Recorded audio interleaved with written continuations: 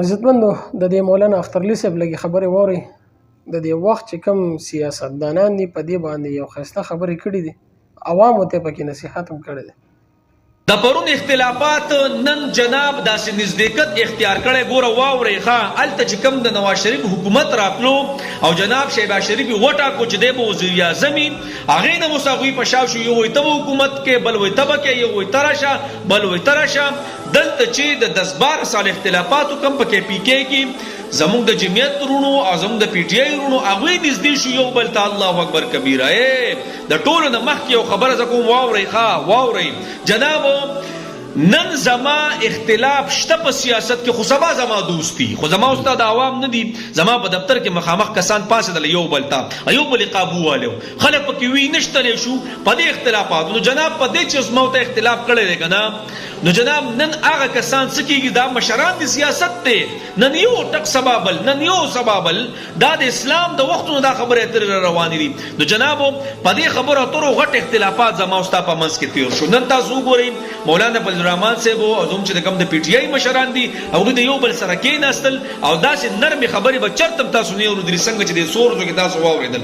اول ته جناب زموږ چې کوم نواز شریف دی هغه په سیټ شو. نه کېږي بس دا حکومت چې کم خلک سازي، الله یې دوی په زړونو کې راولي چې د عوامو په فیصلو باندې فیصلې وکړي. او کو نه که نه ګورې کو دا حکومت هم وران شو، نو دا پاکستان خو ګورې دومره زور به ول ورکړي، الله دې زمونږ په پاکستان رحم وکړي، په ټول اسلامي ملکونو باندې رحم وکړي. خو جناب یو نه مني او بل نه مني. یو وایي دا ولې دا د عوامو رایه اخیستلی کېږي، چې پټولی کېږي، د عوامو طاقت باندې ډاکا اچولی کېږي. نو جناب کله چې د عوامو هغه منشور او د عوامو طاقت استعمالیږي نه که نه، نو بیا به جناب دا خبرې اترې. الله دې خیر کوي چې دا روانې خبرې اترې به څنګه وي، الله یې زموږ په ملک باندې رحم وکړي. جناب هغه خلکو ته خواست دی چې د عوامو په رایو باندې فیصلې وکړي. او الله دې په کې پی کې په دې پوره پاکستان کې د ټولو سیاستدانانو اتفاق راولي، خاص کر زموږ د جمعیت او زموږ د پی ټی آی چې کوم ورکران دي جناب د هغوی په منځ کې ډېر توړ پوړ راغلی دی. ګوره سیاسي چې څومره پارټۍ دي په هغه ټولو کې د دې دوو پارټو چې کوم اختلافات تېر شوي دي که نه، داسې په لاسان د یو هم نه تېر شوي. تاسو ټول اورېدلي دي چې دا بعضو بیخي د یو بل داسې ګریوانو ته او تمانچې او ټوپک یو ډزې پکې شوي، کسان هم پکې ستړي شوي، تاسو ټولو ته پته ده. جناب نن دا وګورئ هغه خبرې اترې بیا بل شانتې شو، یو بل سره نزدېکت دی. نو جناب په سیاست باندې د یو بل سره لانجې کونجې جاخې مه کوئ. د نن دوست سبا اختلاف، د سبا اختلاف بل ورځ دوستی. نو بس الله دې رحم وکړي. والله یو دو کې حیران وي بس چې صبر کوو. اخر کم خوا لاړ شو، روزګارونه بیخي ولاړ دي، بهر ملکونه موږ سره معاهدې نه کوي.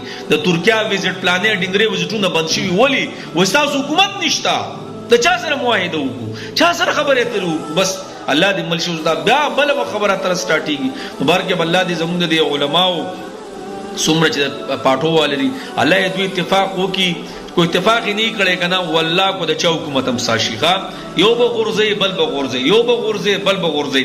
او کله چې دا ټول سیاستدانان یو شي یو، نو والله بیا به اتفاق راځي. او کو نه که نه، نو یو به کوزوي بل به کوزو، یو به کوزو بل به کوزو. بس دا خبره به روانې پته نه لګي چې صحیح حساب ته وي. خو مقصد زما د خبرې څه دی چې په دې سیاست باندې جګړې مګړې مه کوئ، په دې باندې اختلافات مه کوئ، په دې باندې خاندانونه ګور جنکۍ پکې طلاق شوي، ته خبر شوي دومره خبرو مخکې رسېدلي. نن هغه وګوره بسې یو څو خبرو اترو کې څومره نزدېکت رالی. نو جنابو سیاست باندې اختلاف ساتئ، اختلاف رایې ساتئ، خو د جګړو او د کنځلو د واله او د ویشتو په حق کې مړه دا سیاست ته ترت وایي. او د پاکستان سیاست خو الله کو سړی په خپو په سر باندې پوهېږي چې ماښام اوده کېږي او سار را پاسې خبره بل شي. الله دې خبرې واورېدلې، په دې باندې غور او فکر وکړو چې دغه لیډران ګوره ټول په خپلو کې یو دي، خپل منځ کې به تعلق خراب نه ګوره، چا سره به تعلق خراب کړی لاړ شي څنګه چې دی یو بل سره دا دی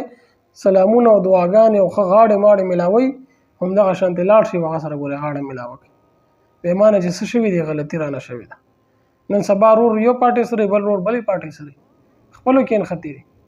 د الله خاطر وکړئ، دغه مشرانو لیډرانو دپاره هیڅ خپلو کې تعلق مه خرابوي، دا په خپلو کې یو دي، نو موږ بیا ولې خپلو کې تعلق خراب؟ دا زموږ د وړاندې دي هر څه. نن سبا سوشل میډیا ده، هر څه په دې میډیا باندې راځي.